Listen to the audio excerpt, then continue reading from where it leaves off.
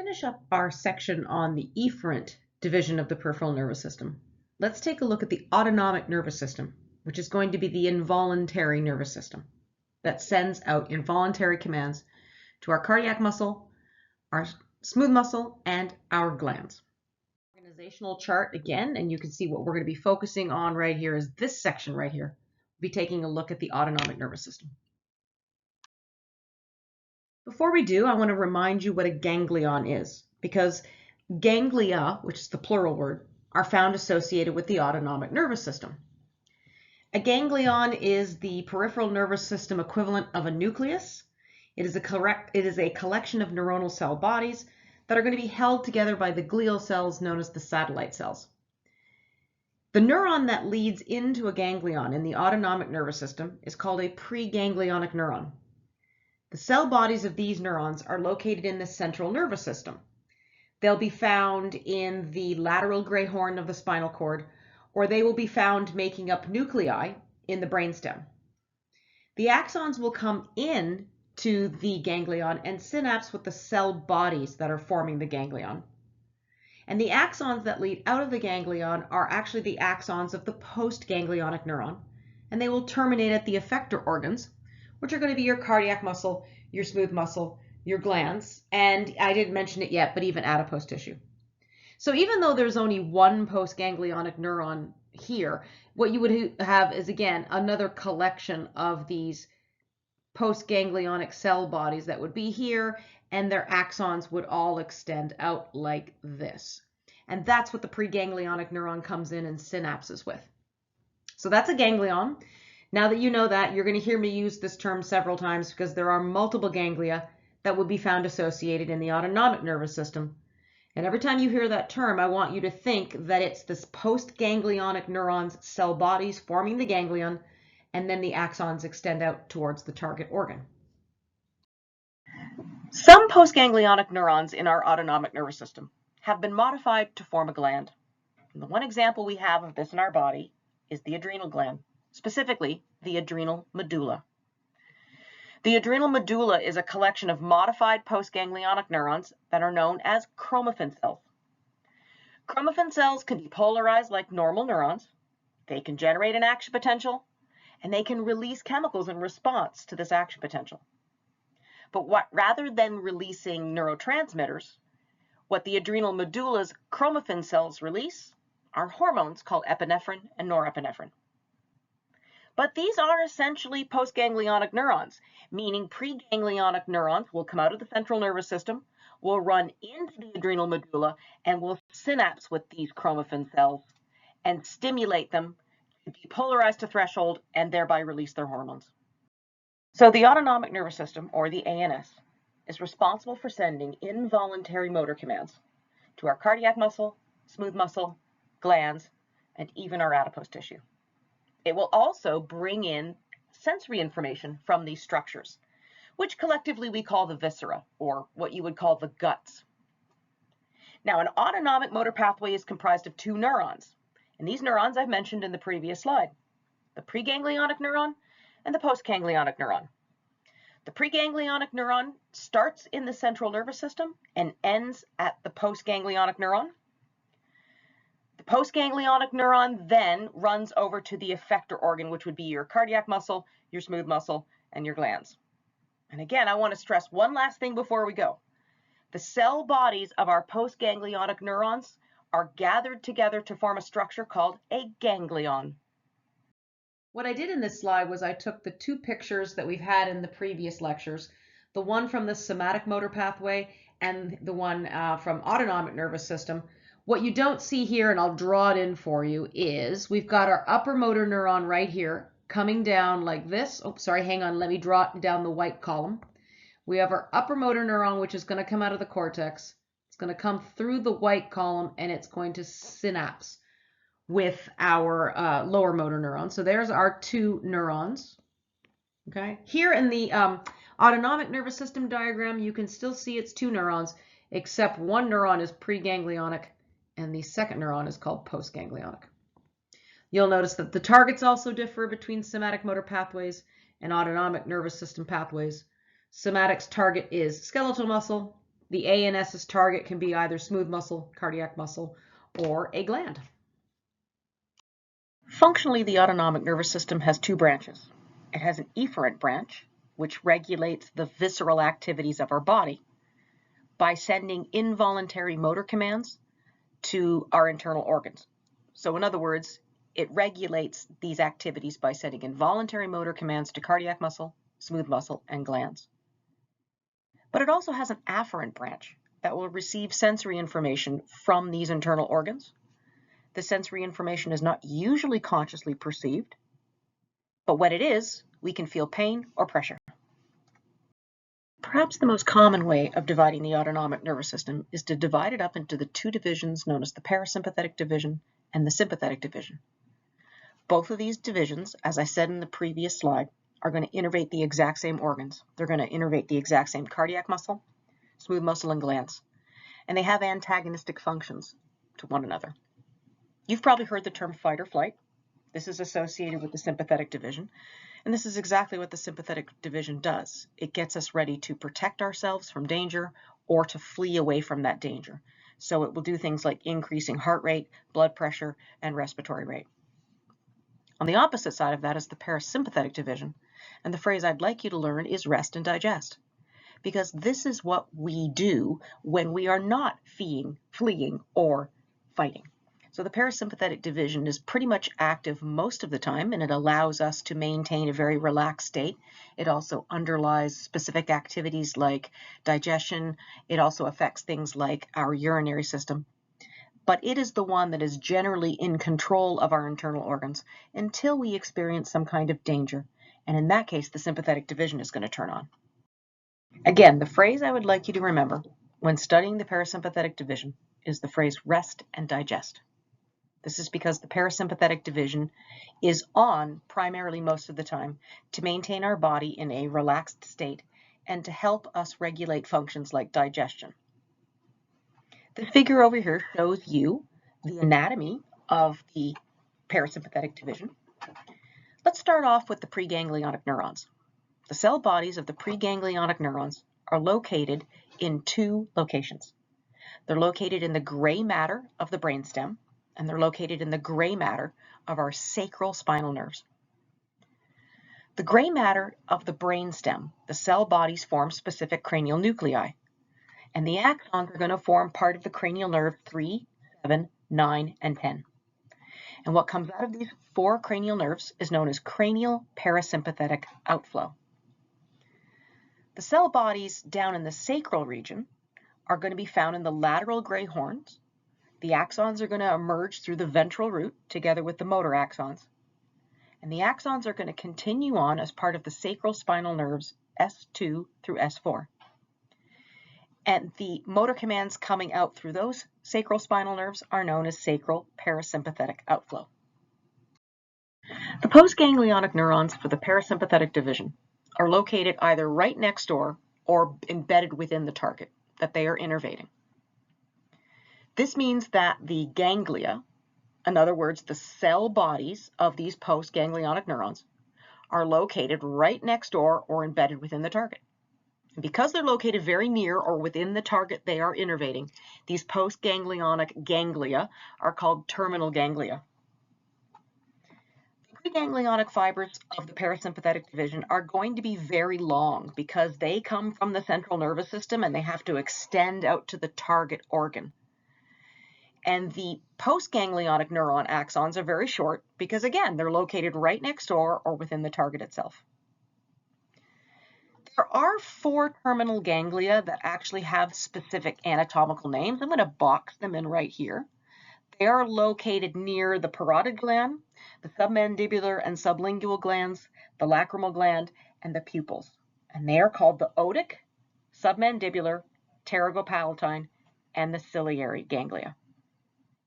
The last thing I'll say before we leave this slide is both preganglionic and postganglionic parasympathetic neurons release the neurotransmitter known as acetylcholine. The phrase for the sympathetic division is fight or flight. The cell bodies of the preganglionic neurons are going to form the lateral gray horns of the spinal cord sections T1 to L2. There's going to be very short axons that are going to emerge from this lateral gray horn. They are going to emerge through the ventral root of a spinal nerve. So they're going to go through the ventral root of a spinal nerve together with motor neurons and neurons in the parasympathetic division. Their axons, however, are going to keep going to become part of the spinal nerves T1 to L2. So if you were to look in the spinal nerves T1 to L2, you would find our typical somatic motor neurons, what we would call our lower motor neurons, grouped together with the axons of the preganglionic sympathetic neurons. The cell bodies of our postganglionic neurons are going to form a chain. They form a chain of ganglia that is on either side of the vertebral column. I'm going to box one of them in right now. These interconnected ganglia are known as sympathetic trunk ganglia. And because they're located on either side of the vertebral column, this means the preganglionic axons coming out of the spinal cord don't have very far to go to find their postganglionic neurons. So the preganglionic neurons of the sympathetic division are very short. In order to get to their postganglionic partners, they have to pass through what is called a white rami communicantase, and then they can synapse with their nearest postganglionic neuron, or what we would call the nearest sympathetic trunk ganglion. The neurotransmitters that are released by the autonomic nervous system depend on whether or not you are asking about preganglionic or postganglionic. The preganglionic neurons of the autonomic nervous system release acetylcholine. The postganglionic ones release norepinephrine. That can be kind of tricky. So I've taught myself this phrase, or not this phrase, this word, patch. I'm going to try and draw it here with my mouse here. P-A-T-C-H. And I say to myself, P stands for preganglionic. So it doesn't matter if it's sympathetic preganglionic or parasympathetic preganglionic. If you're preganglionic, you release ACH, acetylcholine. The only thing you have to remember is the autonomic nervous system, all the other neurons of the autonomic nervous system release acetylcholine, and the exception to that is the postganglionic sympathetic neurons. They release norepinephrine. The greater majority of the sympathetic ganglia are these interconnected ganglia that form the sympathetic trunk. On the right-hand side of this slide is a picture of a model we have in our anatomy classroom, and I have circled the sympathetic trunk ganglia in green and yellow. Now again, a reminder, the ganglion is a bunch of postganglionic neurons that have come together to form like a cluster of balloons. And all of these individual clusters in the sympathetic system are connected to one another to form the sympathetic trunk. If you were to count the ganglia, there are 3 cervical, about 11 or 12 thoracic, anywhere from 4 to 5 lumbar, and anywhere from 4 to 5 sacral. So if you add all of those up, that's like 3 plus 12 plus 5 plus 5. That is pretty much the maximum number of ganglia that have been found in the sympathetic trunk. You can see I've highlighted them in gray and green and yellow. Pay particular attention to these ones up here in yellow. These top 3 cervical ones are so big they have anatomical names. They're called the superior, middle, and inferior cervical ganglia. And again, the last thing I'll say about the sympathetic trunk ganglia is that even though it's shown only on one side in this model, they exist on either side of the vertebral column. By the way, because this is a spinal cord model, they have cut away the vertebral column, but you can see that this sympathetic trunk is located just on either side of the bones of the vertebral column. Lastly, the sympathetic trunk ganglia aren't the only sympathetic ganglia we have in our body.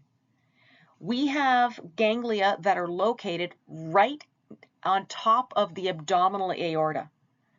And those are called the celiac ganglion, the superior mesenteric ganglion, and the inferior mesenteric ganglion. And they are named that way because they are right next to the arteries coming off of the abdominal aorta. So they're right next door to the celiac trunk, the superior mesenteric artery, and the inferior mesenteric artery. And again, if you remember your anatomy, the abdominal aorta goes right down the center. So I'm going to draw in here, the abdominal aorta is right here, going right down the center of our abdomen. So those celiac trunk, superior mesenteric, and inferior mesenteric arteries, again, they're right next door to the spinal cord. So again, those preganglionic neurons are going to be very short. They come into these 3 prevertebral ganglia, and then nice long postganglionic neurons leave those ganglia and travel off to the target organs. This slide deals with those prevertebral ganglia, and it shows, and I will highlight them for you here in green, there are the 3 prevertebral ganglia that are located near the celiac trunk, the superior mesenteric artery, and the inferior mesenteric artery. So they're given the same names. I'll point out again, here are our 3 really, really big cervical sympathetic trunk ganglia, the superior, middle, and inferior. And then you've got the rest of the sympathetic trunk ganglia shown here. I do like this picture because this actually shows the sympathetic trunk ganglia found on either side. And I will let you know that there aren't pairs of these celiac superior and inferior ganglia. There's only one of them. Finally, you're going to see, again, these ganglia are located right next door to the spinal cord. So our preganglionic neurons are nice and short, and our postganglionic neurons travel via longer axons to innervate the organs. I know it seems like I'm repeating myself, but repetition is the key to learning in physiology. So one last time, the cell bodies of postganglionic neurons form ganglia. This means the cell bodies of the sympathetic postganglionic neurons form the ganglia that we find in the sympathetic trunk and the prevertebral ganglia. These ganglia are located in close proximity to the central nervous system. So this means the preganglionic axons are very short. They lead into these ganglia, and the axons coming out of these ganglia are nice and long because they're leading out to the target. Preganglionic sympathetic neurons release acetylcholine. Postganglionic sympathetic neurons release norepinephrine. If you're confused, quite frankly, I don't blame you. Preganglionic, postganglionic, long preganglionic, post-ganglionics are short, they're myelinated, they're not myelinated, they release this neurotransmitter, they release that neurotransmitter. Yeah, comparing the parasympathetic and sympathetic divisions can be confusing. So check out the Canvas reading page I've created for you on the autonomic nervous system, because I've put a really nice table in there that will compare the parasympathetic to the sympathetic division. And hopefully it'll help. The neurotransmitters that are released by the autonomic nervous system are either stimulatory or inhibitory. And whether or not a neurotransmitter stimulates or inhibits is going to depend on the receptors that are located on the target cell. Let's take a look at these receptors. Specifically, we're going to learn about the acetylcholine receptors, and we're going to learn about the norepinephrine receptors. And we're going to start in this slide with the acetylcholine receptors. The first thing I want to tell you is that any neuron that produces and releases acetylcholine is called a cholinergic neuron. This means that any preganglionic neuron we have in the autonomic nervous system is cholinergic. I don't care if it's sympathetic or parasympathetic. Both of these neurons, preganglionic neurons, release acetylcholine, and that makes them cholinergic. In addition, the parasympathetic postganglionic neurons also release acetylcholine, and that makes them cholinergic. So cholinergic neurons in the autonomic nervous system, preganglionic parasympathetic, postganglionic parasympathetic, preganglionic sympathetic. The receptors that bind acetylcholine can be classified into 2 types. They're given the name cholinergic receptors, but there are 2 types of cholinergic receptors. One type is called nicotinic receptors. One type is called muscarinic. Nicotinic receptors are named because, in addition to acetylcholine, they were first discovered because they bound to nicotine. Muscarinics are named because, in addition to binding acetylcholine, they bind and respond to a substance called muscarine, which is produced by the mushroom Amanita muscaria. Neurons that produce and release norepinephrine are called adrenergic neurons. Now, first of all, these neurons are not found in the parasympathetic system. This is because the pre- and post-ganglionic neurons found in the parasympathetic system do not release norepinephrine. I will then say now that most sympathetic postganglionic neurons are adrenergic. There is an exception to this. Some sympathetic postganglionic neurons are going to release acetylcholine These are the sympathetic neurons that innervate the sweat glands. But if on an exam you tell me that a sympathetic postganglionic neuron is adrenergic, I will give you credit for that because the vast majority of them are. Two types of adrenergic receptors, alpha and beta. In the alpha category, we can actually even classify them further to become alpha 1 and alpha 2. And beta can be classified further as beta 1, beta 2, and beta 3. And the tissues that these subtypes are located on are very specific. So alpha 1 will be found in a particular kind of tissue, alpha 2 will be found in another one. I'm not going to lie to you, I have a hard time remembering where each of these subtypes are found. I think like alpha 1s are found in the the smooth muscle lining of blood vessels, and alpha 2 are found in the bronchial passages. Please do not quote me. I have a hard time remembering these. The last thing we'll do on this slide is we'll come on down here and we'll take a look at this picture. This is the standard picture that I've shown over and over again of the pre- and post-ganglionic neurons and the autonomic nervous system targets, but I've added the receptor locations. Your nicotinic receptors are located in the ganglion. They are found on the cell bodies of postganglionic neurons. The muscarinic receptors are found on smooth muscle, cardiac muscle, and glands. And very specific types of adrenergic receptors will be found on smooth muscle, cardiac muscle, and glands. Honestly, there are different types of smooth muscle found in our body, and those smooth muscles will either have alpha 1 or alpha 2 receptors. They might have beta 1 or beta 2 receptors. Again, like I said, I have a hard time remembering them. The only thing I can remember is that if you look in adipose tissue, you will find beta 3 receptors, because that's basically the only place in the body we find our beta 3 adrenergic receptors. Nicotinic receptors are referred to as ionotropic receptors. Now, this is a new name you've never seen, but an ionotropic receptor is a type of ligand-gated ion channel. The nicotinic or ionotropic receptor is said to be non-selective. It is a non-selective ligand-gated ion channel that when acetylcholine binds, it will open to allow entry and exit of a class of ions, not a particular individual type of ion, but of a class of ions. So the nicotinic receptor specifically allows for the diffusion of sodium into the neuron and potassium out. And the idea is if the diffusion of sodium into the neuron is larger than the potassium outflow, then you'll get depolarization of that neuron. So when acetylcholine binds to postganglionic neurons, a graded EPSP, excitatory postsynaptic potential, is usually generated. And this is because more sodium has entered into the postganglionic neuron than potassium has left. That's going to depolarize the neuron up to threshold, and you're going to get initiation of an action potential. Muscarinic receptors are known as metabotropic receptors. And muscarinic receptors are found expressed on target tissues, the glands, the smooth muscle, and cardiac muscles. In contrast to ionotropic receptors, metabotropic receptors are specific for one type of ion. So for example, they would be specific for sodium, or they could be specific for calcium. They are known as G protein coupled receptors. We're going to get to this in the endocrine system. It's called G protein signaling, but I want to talk a little bit about it now. The way it works is acetylcholine is going to bind to the metabotropic receptor, or the G protein coupled receptor. So here it is, binding. It is binding of that neurotransmitter to the receptor that's going to activate that receptor. That receptor is going to be activated and it is going to interact with a protein. I'm going to circle it here in green, called a G protein.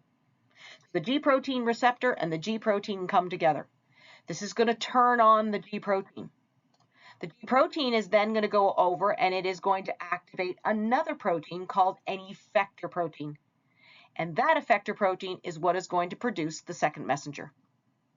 Now that second messenger is going to be made and it's going to come over and it's going to bind to a ligand-gated ion channel that is specific for an ion like sodium. So the second messenger binds that ligand-gated sodium channel. The channel opens, the sodium diffuses down its concentration gradient into the cell. It results in depolarization of the cell, and you get an action potential. Adrenergic receptors are also G protein coupled receptors.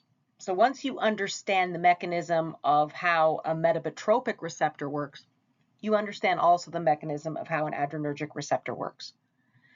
Again, let me remind you that there are alpha and beta classes. There's alpha 1 receptors, alpha 2, beta 1, beta 2, and beta 3. Each of these receptors have a very specific expression pattern in the body. For example, alpha 1 is found in vascular smooth muscle in the GI tract and in the kidneys. Beta 2 is found in the bronchial smooth muscle. Adrenergic receptors are going to respond to the neurotransmitter norepinephrine, but they also respond to the hormone epinephrine, and some of them can even respond to both. I will tell you that many of these adrenergic receptors will prefer one over the other, so they might be more sensitive to epinephrine than they are to norepinephrine, or it might be the other way around. Either way, they're going to respond to norepinephrine or epinephrine by activating G proteins. And those G proteins are going to produce a second messenger. Usually it's cyclic AMP. And then that cyclic AMP is going to go and open up a ligand-gated ion channel, which is going to result in depolarization and action potential of the cell. Lastly, I'll tell you that antagonists to adrenergic receptors are used very commonly in the treatment of Parkinson's disease, asthma, motion sickness, and they're also used by optometrists and ophthalmologists to dilate the pupil. Now, I know you've learned a lot about these receptors and how they work, and it can be a little confusing. So I went to go find a very simplified picture for you that summarizes what you've learned in the last few slides. And I found this one online, and I kind of like it because it compares and contrasts the sympathetic and parasympathetic division. You can see the pre- and post-ganglionic fibers. They show them when they are short and when they are long. They show which ones release acetylcholine, which ones release norepinephrine. And then they also show the receptor distribution on the post-ganglionic cell bodies and the target tissues.